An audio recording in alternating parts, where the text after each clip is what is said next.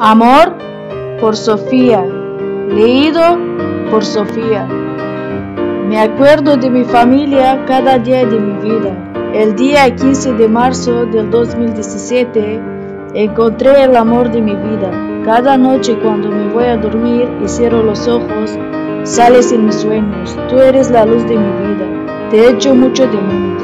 Dios, el día 8 de marzo del 2018 hizo un milagro en mi vida, porque nació mi hija.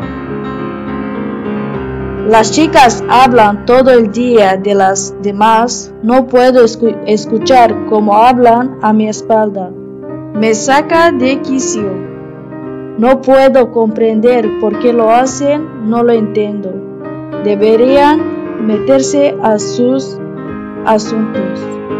A mí me gusta mucho escuchar música por la mañana cuando trabajo. Así no pienso en ellas y no lo hago caso. No me molesta.